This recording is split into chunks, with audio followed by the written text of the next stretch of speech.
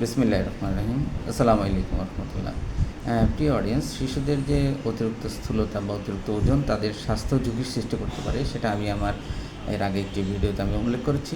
এখন মানে কী কী ঝুঁকি হয় সেটা তো অবশ্যই আপনি আমার ওই ভিডিও দেখলে পাবেন। তবে এই স্বাস্থ্য ঝুঁকিটা আপনি কী করে প্রতিকার করবেন, এটা অনেক সময় কোশ্চেন থাকে।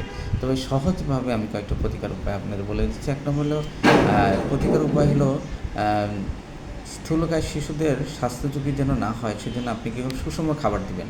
সুষম খাবার হলো চিনিযুক্ত পানীয় এবং ফাস্টফুড একদম তাকে বন্ধ করে ফেলতে হবে। চিনিযুক্ত এবং পানীয় এবং ফাস্টফুড তার মানে ফুড ফুড থেকেই সরায় ফেলতে হবে তাকে। এই জন্য বাকি ফলমূল, গোটা ফলমূল মানে শুধু জুস না, গোটা ফলমূলটা এবং শাকসবজিটা প্রচুর পরিমাণে তাকে দিতে হবে।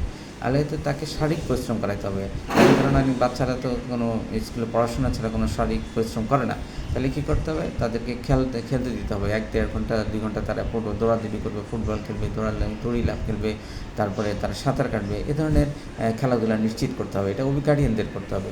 আর হলে স্ক্রিন টাইম কমায়। স্ক্রিন টাইম অর্থাৎ তার মোবাইল, কম্পিউটার, ল্যাপটপ এই ধরনের যদি সে অভ্যস্ত হয়, আসক্ত হয়, তাহলে এগুলি তাকে কমিয়ে ফেলতে হবে। একদম না করলেই আরও ভালো। তাহলে এই 3টা জিনিসটা করতে হবে যে আপনি সুষম খাবার দিতে হবে, শারীরিক পরিশ্রম করাতে হবে এবং স্ক্রিন টাইমটা কমায় ফেলতে হবে। আরেকটা হলো তার পর্যাপ্ত ঘুম নিশ্চিত করতে হবে। দেখা যায় শিশুর পড়াশোনার অতিরিক্ত চাপের কারণে সে ঘুমাতে পারে না।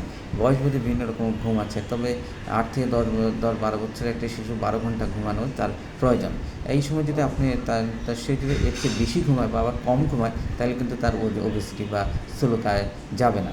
তো ভবিষ্যতের এবং এই জিনিসটা যে একদিন 2 দিন বা 1 মাস 2 মাস করবে, একটা কন্টিনিউয়াস প্রসেস আপনাকে করতে হবে। মনে রাখবেন যে কন্টিনিউয়াস প্রসেস করলেই, লাইফস্টাইলটা চেঞ্জ করলেই সে তার সুস্থতার দিকে দিন দিন এগিয়ে যাবে।